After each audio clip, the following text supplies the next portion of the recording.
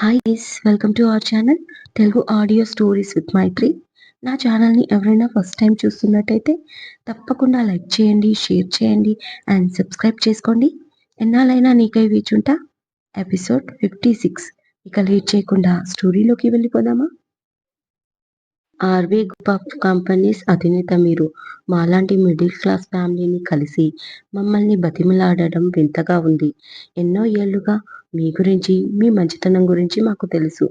ఇంత పెద్ద business man వచ్చి అబ్బాయి గురించి మాట్లాడుతుంటే ఇంకా మేము మాట్లాడడానికి ఏముంది? కానీ ఇక్కడ కొంతమంది శత్రువులు ఉన్నట్లు ఈ మధ్యనే మా అమ్మాయి ద్వారా తెలిసింది. కాబట్టి బాబు అమెరికాలో సెటిల్ అయితే బాగుంటుందని మా ఆలోచన. మా అమ్మాయి సెక్యూరిటీ కూడా మాకు అవసరమే కదా అన్నారు వాళ్ళు. ఎంతైనా తల్లిదండ్రులు కదా, ఆ మాత్రం ఆలోచిస్తారు.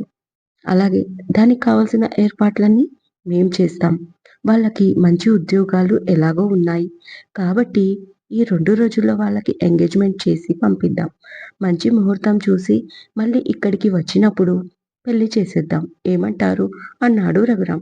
దానికి వాళ్ళు హ్యాపీగా ఒప్పుకుంటారు. ప్రాప్తి చాలా సంతోషపడింది. అసలు ఇలాంటి ఒక ఆలోచన తనకి కూడా రాలేదు. ఉన్న సమస్యలతోటే సరిపోతుంది తనకి. ఇదంతా అగస్త్య చేశాడు అని హ్యాపీగా తనని చూస్తూ నవ్వుతుంది. కాసేపు పెద్దవాళ్ళు మాట్లాడుతుంటే పక్కకి వస్తారు. టీనా హ్యాపీగా ప్రాప్తిని హగ్ చేసుకొని, థాంక్స్ అక్కా! ఇదంతా నీ వల్లే అయ్యింది. నాకు ఎంత హ్యాపీగా ఉందో తెలుసా? అంటుంది. ఏంటి? నేను ఏమీ చేయలేదు. అసలు ఇలా జరుగుతుందని నాకు తెలీదు అంటుంది ప్రాప్తి. నువ్వు చేయకపోయినా అగస్త్య లాంటి మంచి వ్యక్తిని పెళ్లి చేసుకొని మాలాంటి వాళ్ళందరికీ హెల్ప్ చేశావు. అక్కడ ఆంటీ, ఇక్కడ ప్రవీణ్, ముఖ్యంగా సనకి. తనకైతే ఎలాంటి లోటు రాకుండా చూసుకుంటున్నారు. ప్రవీణ్ అంటే ఏంటో అనుకున్నాను. నిజంగా పాపకి మంచి లైఫ్ ఇచ్చావు. అగస్త్య బ్రదర్‌ని నువ్వు పెళ్లి చేసుకొని చాలా చాలా మంచి పని చేశావు అంటుంది టీనా.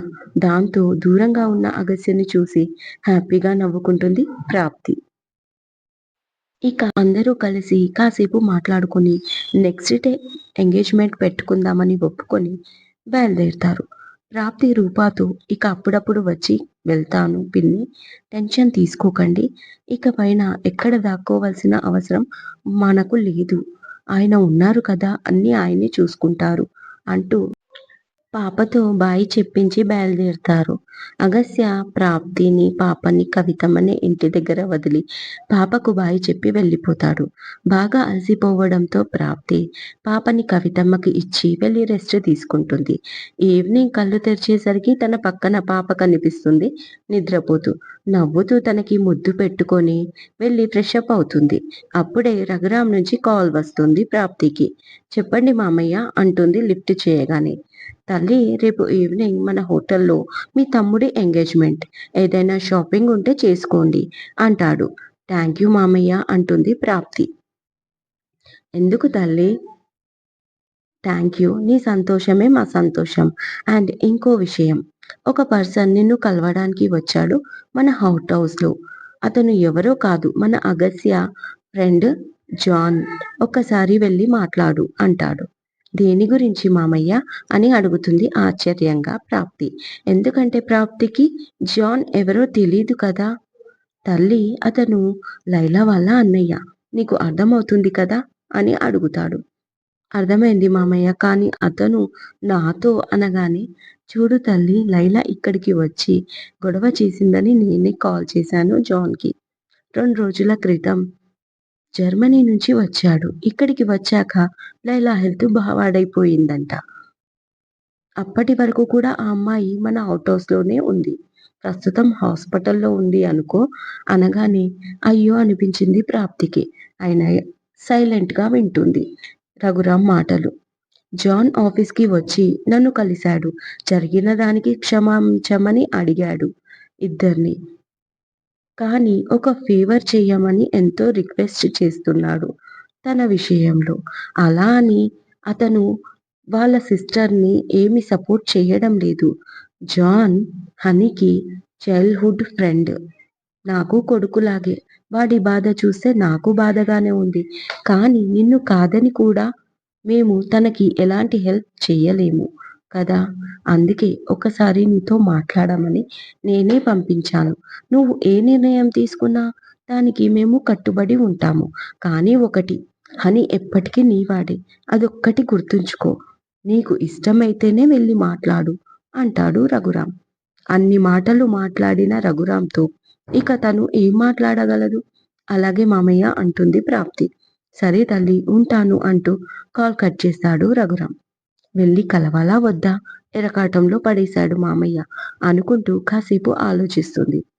ఏదైతే కలవడానికి వచ్చిన వ్యక్తిని కలవకుండా ముఖం చాటేయడం సంస్కారం కాదు అనుకొని పాపని చూస్తూ ఉండమని కవితమ్మకి చెప్పి అవుట్ హౌస్ వైపు వెళ్తుంది ప్రాప్తి. ఆమెని చూడగానే అక్కడ ఉన్న పనివాళ్ళు సెక్యూరిటీ నమస్తే మేడం అంటారు. జాన్ వెయిట్ చేస్తున్న రూంలోకి తీసుకెళ్లారు. లోపలికి అడుగుపెట్టిన ప్రాప్తి అతను అటు తిరిగి ఉండడంతో అడుగులు ముందుకు వేస్తూ అతని వైపు వెళ్ళింది. ప్రాప్తిని చూసిన అతను ఒక క్షణం షాక్ అయ్యాడు. వెంటనే అతని పెదాలపైకి చిరునవ్వు వచ్చి చేరింది.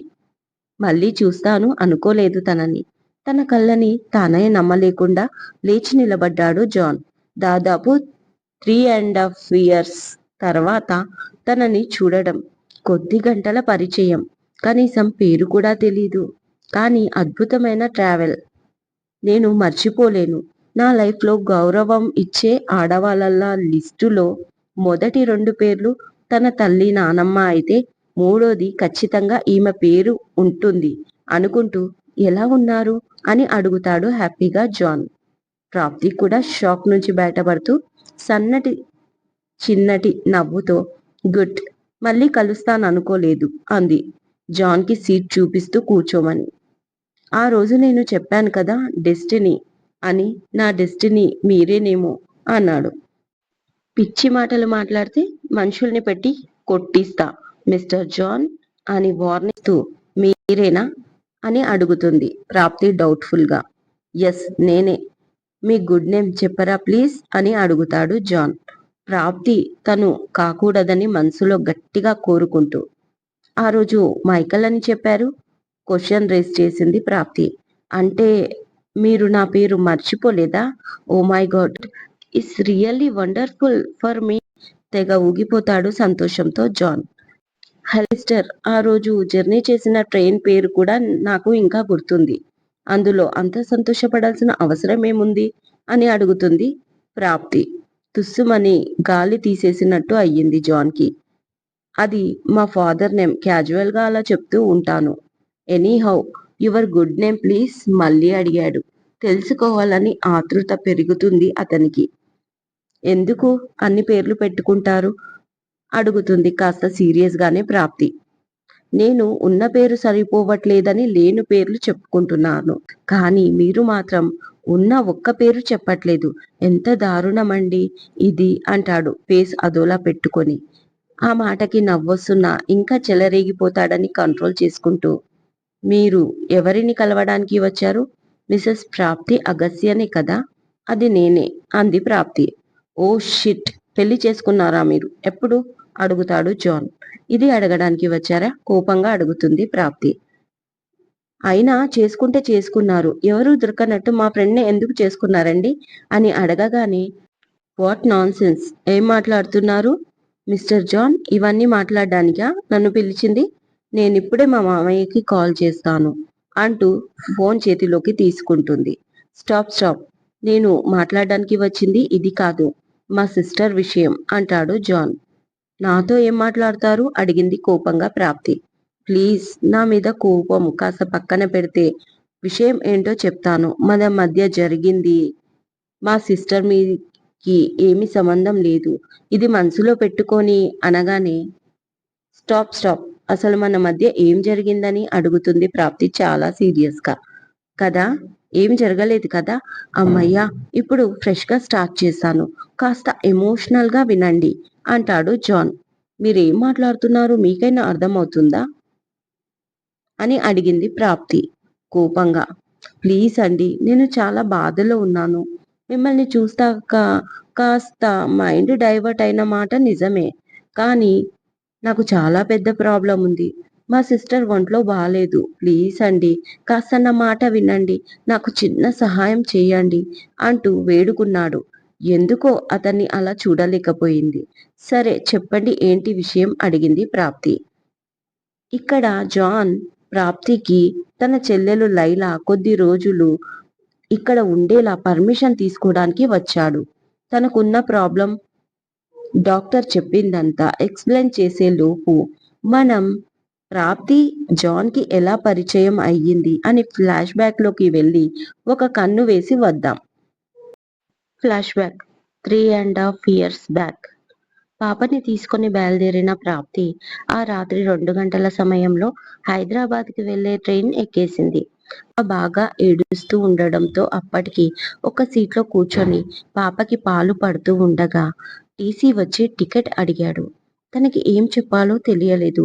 డబ్బు తీసి ఫైన్ కడతాను సార్ అంది. లేదమ్మా, ఫైన్ కడితే సరిపోదు. నెక్స్ట్ స్టేషన్‌లో దిగాలి. ప్లస్ అక్కడ నీకు కౌన్సెలింగ్ కూడా ఇస్తారు అంటాడు. లేదు సార్, కౌన్సిలింగ్ అవసరం లేదు. నాకు టికెట్ తీసుకునే సమయం లేక ఈ ట్రైన్ ఎక్కాను. అంతే తప్ప వేరే ఉద్దేశంతో కాదు. ప్లీజ్ సార్, నెక్స్ట్ స్టేషన్‌లో నేను దిగలేను. వీలైతే ఇక్కడే నాకు టికెట్ ఇప్పించండి. నేను హైదరాబాద్ వెళ్ళాలి వేడుకుంది ప్రాప్తి. ఇక్కడైతే కష్టం. నెక్స్ట్ స్టేషన్‌లో చూద్దాం అని ఒక స్లిప్ ఇచ్చి వెళ్ళిపోయాడు. అప్పటి మాత్రానికి అమ్మయ్య అనుకుంటూ పాప కూడా పాలు తాగి పడుకోవడంతో కాస్త రిలాక్స్‌గా కూర్చొని తన ఫేస్‌కి ఉన్న స్కార్ఫ్ ఇప్పింది. అంతే, ఎదురుగా ఉన్న అతని కళ్ళు మెరిశాయి. ఇంత అందమైన అమ్మాయి, ఈ అమ్మాయికి చిన్న పాప. మరి హస్బెండ్ ఎక్కడున్నాడు అనుకుంటూ మీ హస్బెండ్ రాలేదా అండి అని అడుగుతాడు. తనని చూసి చూడనట్లుగా ముఖం తిప్పేసుకుంది ప్రాప్తి. Any problem? ఎందుకు టికెట్ తీసుకోలేదు అని అడుగుతాడు. మీకెందుకు మిస్టర్ అని కోపంగా అడుగుతుంది ప్రాప్తి. హెల్ప్ చేద్దామని మేడం. పాపం, పాపకి పాల బాటిలో పాలు కూడా అయిపోయాయి. పైగా టికెట్ కూడా కావాలనుకుంటున్నారు. పాపని తీసుకెళ్లి టికెట్ తెచ్చుకుంటారా అని అడుగుతాడు. దాంతో కాస్త ఇబ్బంది పడుతూ అతన్ని చూస్తుంది. పర్వాలేదు మేడం, ఏదైనా హెల్ప్ చేయమంటే చేస్తాను అంటూ తనతో మాట కలుపుతాడు. ఇదండి ఇవాళటి ఎపిసోడ్. ఈ ఎపిసోడ్ మీకు నచ్చినట్టు అయితే నాకు కామెంట్లో చెప్పండి. అలాగే లైక్ చేయండి, షేర్ చేయండి, సబ్స్క్రైబ్ చేసుకోండి నా ఛానల్‌ని. మరొక మంచి ఎపిసోడ్‌తో మీ ముందు ఉంటాను. మైత్రి.